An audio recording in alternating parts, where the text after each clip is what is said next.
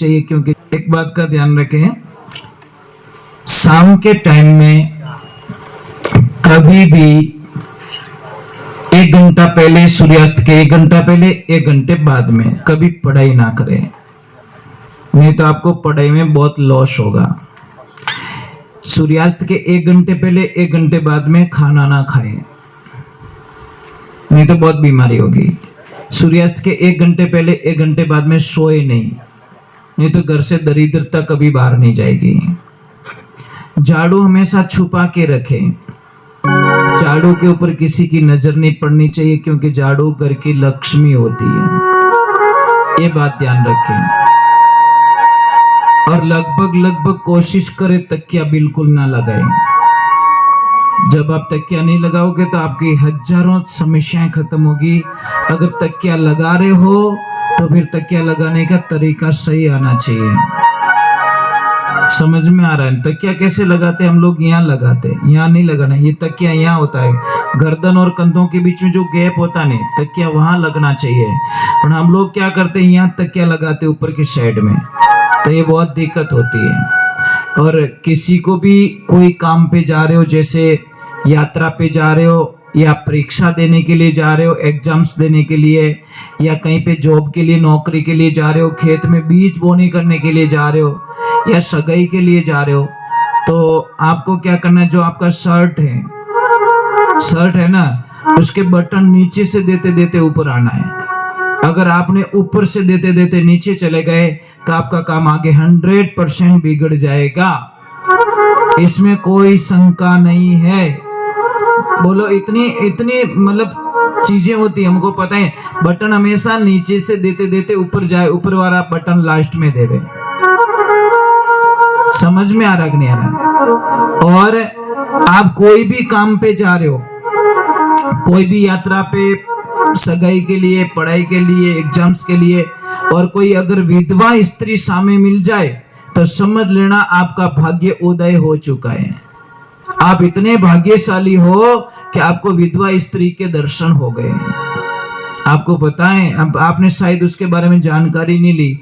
आप सारे लोग क्या अपशुगन मानते हो कि विधवा स्त्री का मुंह देखने पर हमारा अपशुगन होता? अपशुगन नहीं होता साहब, वो कितनी नसीब वाली होती है। कई जन्मों के दुख एक ही बार में भगवान ने काट लिया। समझ में आ रहा है कि नहीं आ रहा है? पर हमको ये बातें समझ में नहीं आती। जिसको बच्चे नहीं है, अगर वो जोड़ा भी सामने मिल जाए तो कभी अपशुगन मत मानना, नहीं तो तुम्हारे वंश में किसी न किसी को बच्चे नहीं होंगे, ये गारंटी महाराज। जिसको बच्चे नहीं है, अगर वो जोड़ा सामने मिल जाए, अगर उसको अपशुगन मान के आप वापस रिटर्न हो गए, तो आप ही के पीढ़ी में भगवान आपको किसी न किसी को बिना बच्चों के रखेगा, इसमें कोई शंका नहीं है। जैसी करनी वैसी भरनी। और किसी को अगर बच्चे नहीं हो रहे तो मैं बहुत इजी इलाज बताता हूँ आपको। नारियल आता है, नारियल श्रीफल, उसको आप तोड़िए, आपको एक बीज मिलेगा उसमें से। नारियल तोड़ता है ना, एक बीज मिलता है। वो बीज उस स्त्री को देना चालू करे जिसको मतलब बच्चे नहीं हो रहे। देखिए, भगवान की कृपा हुई, ईश्वर की मेहरबानी हुई, तो उसके घर में बहुत जल्दी खुशियां आएगी। परंतु ये सारी विश्वास की बातें हैं साहब। अगर विश्वास नहीं है तो मत करना। बोलो पूरा नारियल खा जावे तो की को नहीं रहे। ये सब श्रद्धा होती है, एक विश्वास होता है। भाई हमारे मंदिर में क्या होती है? पत्थर ही तो होता है, पर हम उसको भगवान मानते तो भगवान होते हैं। अगर कोई कहे यार भाटो दिखे रही हो, तो भगवान के भाटो इस देख, इसके आगे कुछ भी नहीं दिखेगा। कोई बोलता नहीं मुझे भगवान दिख रहे, तो भगवान दिखेंगे। तो ये बात है आपका विश्वास। और सबसे बड़ा भगवान को बुलाने का एक ही तरीका है, घर में शांति। एक दूसरे पति और पत्नी का मतलब क्या होता है? पति पूरा पत्नी पे विश्वास करे और पत्नी पूरा पति पे विश्वास करे। एक जोड़े का मतलब ये होता है। समझ में आ रही? दोनों की मति एक होने चाहिए। एक पूजे हनुमान जी ने, दूजोड़ो पूजे इला जी ने, तो उन घर में शांति कोई शांत तो ही नहीं रहे, कितना भी कुछ करा लो।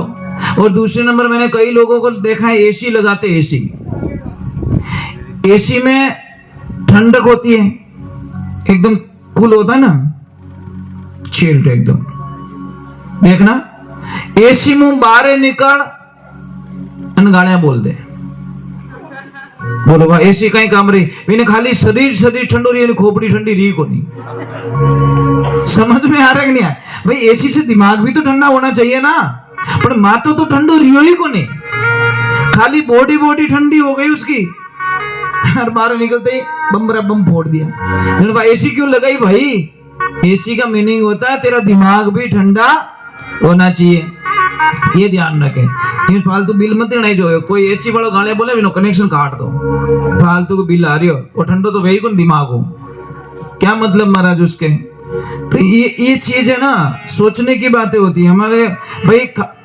खाना खा रहे पेट नहीं भरा, वो खाना क्या काम का, ये चीज है। कई लोग बोलते महाराज, एक तरफ आप बोलते हो कण कण में भगवान है, तो फिर हम मंदिर क्यों जाते हैं? ये प्रश्न बहुत ही गहरा है। तो फिर हम मंदिर क्यों जाते हैं? मैं आपको एक चीज बोल दूं ना, हवा पूरे ब्रह्मांड में, फिर भी हम पंखे क्यों लगाते हैं? पंखों बट लगा नट हूणो, समझ में आ रहा है कि नहीं आ रहा है? हम पंखे के नीचे क्यों? क्योंकि पंखा विशेष करके उस हवा को हमारे तक, तो मंदिर में वो एनर्जी होती है, सबकी एनर्जी वहां मिलती है, सबका विश्वास वहां पे एक पॉजिटिविटी पैदा करता है, और पॉजिटिविटी पैदा करने पे आई बिलीव इट्स गॉड।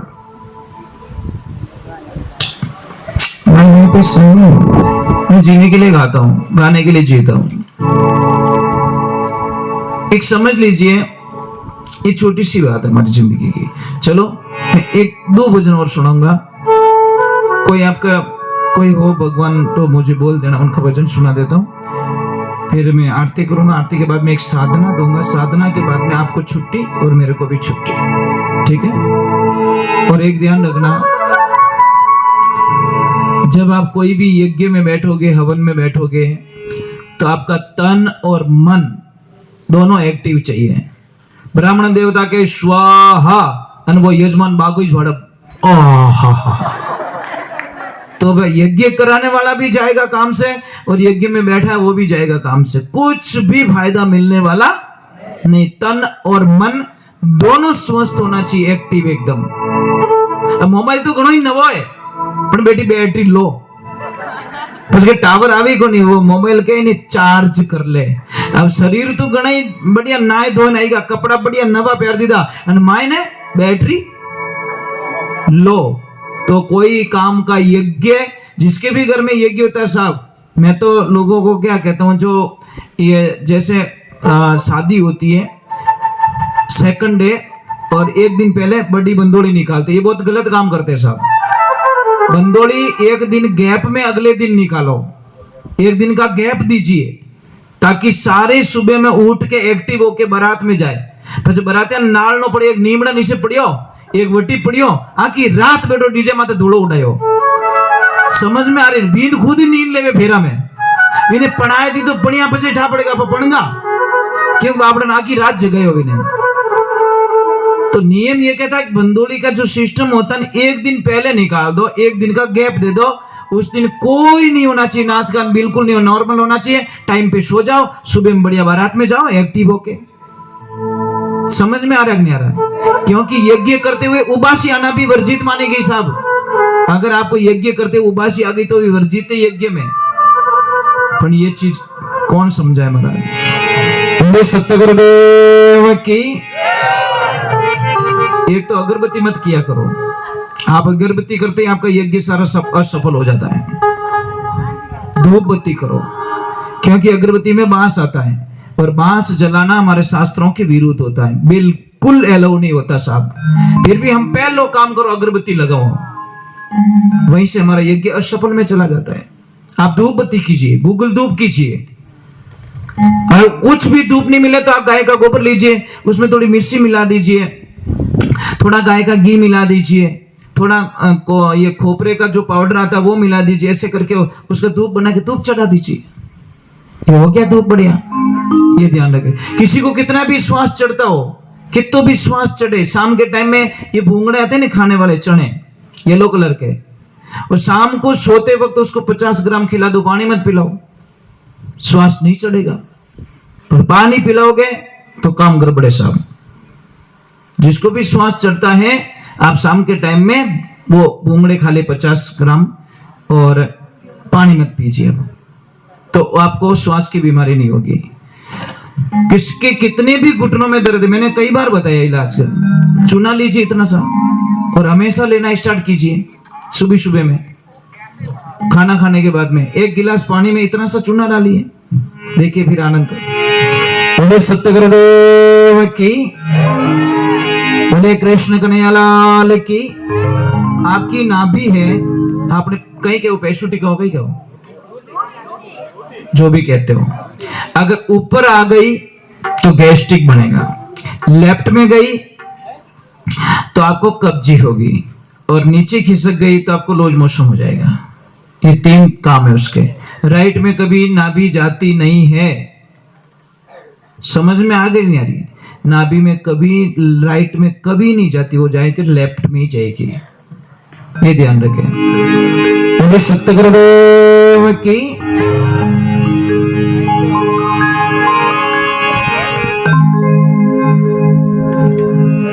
चलो मैं 2 भजन और सुना देता हूँ। कोई महादेव जी का वगैरह वगैरह कुछ हो तो बोल देना मुझे, कोई भी यूं की कर, आप ही तो बोल दो कोई 1-2 भजन के पे आ मारे महादेव जी का। चलो हनुमान जी का गा लेते, ठीक है? हनुमान जी महादेव जी, महादेव जी हनुमान जी, बस दोनों एक ही, अलग मत मानना, क्योंकि शिव का 11वें अवतार रुद्र अवतार में हनुमान जी है। बोले श्री भगवान की, बोले बालाजी महाराज की।